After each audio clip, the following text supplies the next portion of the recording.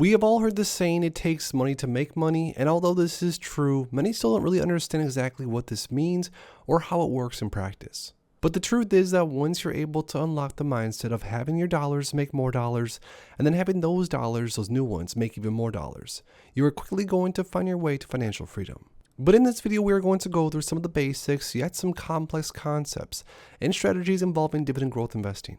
And within that, some of the most important things to understand. Then later on in the video, I'm going to share with you some specific investment vehicles, which I think could be perfect for investors looking to become rich and potentially even retire early. Now, if this interests you at all, make sure to please stick around until the end, drop a like down below, and let's get right into it. I just finished my brand new dividend investing ebook where I share exactly how I went from zero to now over 7 figures invested, and also on how I earned more than $6,000 per month in dividends. I also finished my custom dividend tracker that you can use to track your dividend income progress on an ongoing basis. So make sure to grab yourself a copy of my dividend investing ebook and the new dividend tracker today. It's the first link in my description. Now, when it comes to building out a long-term dividend growth portfolio, one of the most important things to understand and one of the most important key concepts to pay attention to is the power of compound interest and how you can get your portfolio to compound quickly.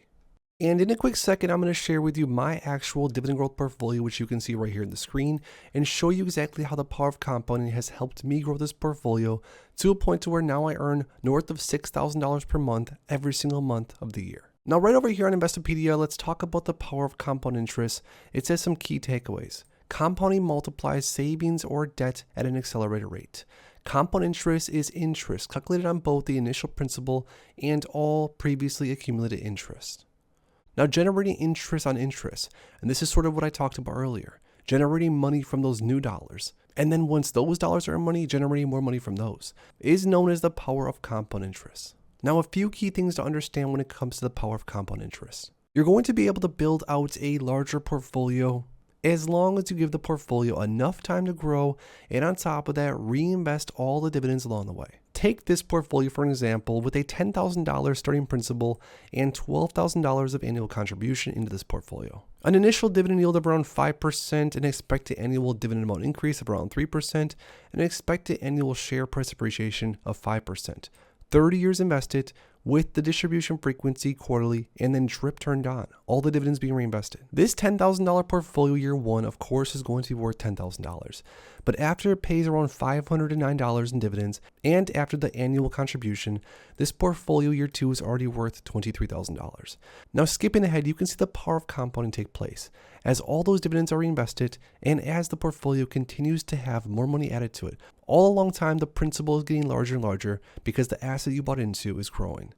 The portfolio that started off at $10,000 20 years in is now worth $570,000 plus, earning north of $20,000 per year in dividends. Not to mention 30 years in, this portfolio that started with $10,000 and a $12,000 contribution every single year, which is just $1,000 per month. This portfolio after 30 years is worth $1.4 million with almost $40,000 paid per year in dividends. Now, of course, like I mentioned, the most important things to really juice up the power of compounding is to give the portfolio more and more time to grow and to let the power of compounding do its thing. And on top of that, the more you can add into the portfolio as soon as possible and let those dollars start to compound on top of themselves, that's going to grow the portfolio at a faster and faster rate. Now, for a real life example, this right here is my 7-figure dividend portfolio, and this is basically every single share of every single stock or ETF I currently own across multiple portfolios.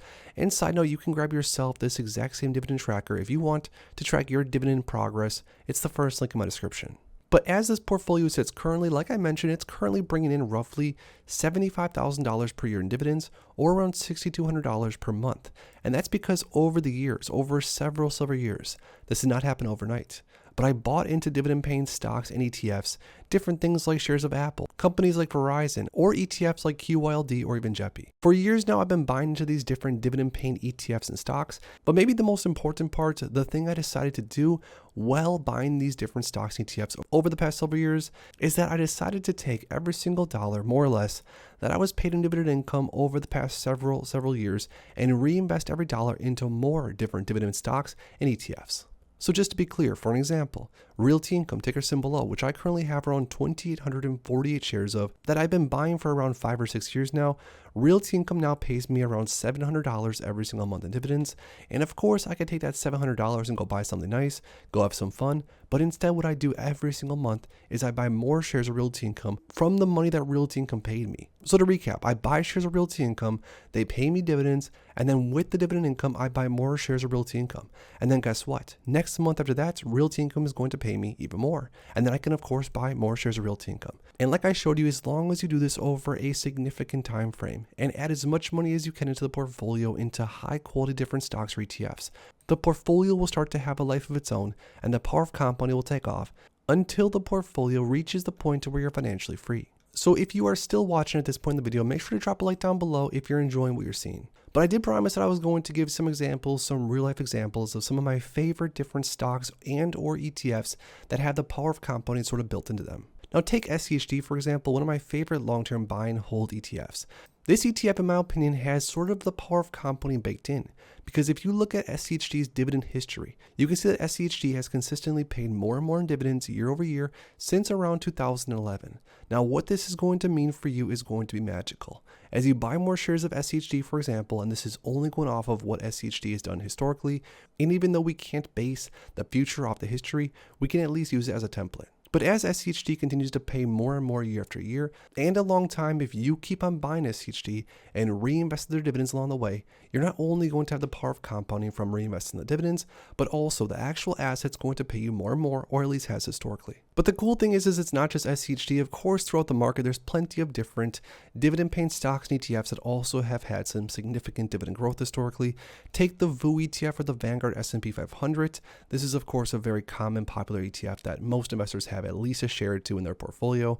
But you can see right here, it's the same thing. Over the past 10 or so years, this ETF is now paying over double per share per quarter in dividends, which is going to significantly compound the portfolio if you are, for example, building a portfolio with tons of shares of VIG, just to go off of the strategy that we were talking about earlier. So especially if you would consider yourself somewhat of a maybe newer dividend growth investor that's looking to build out a portfolio of high quality stocks or ETFs, make sure to please fully understand the idea, the strategy of building a portfolio that you're going to allow to compound over time, year after year, because the power of compound interest is something very, very important. And of course, along with that, like I shared a second ago, stocks or ETFs that have a consistent history of also raising dividends and have consistent dividend growth is also just going to put a little bit more wind to your back and make the process a little bit easier. So all in all, if you're able to build out a long-term dividend growth portfolio with different dividend-paying stocks and ETFs that all have a consistent history of not only paying dividends, but also raising their dividends over time, you also are going to be able to build a portfolio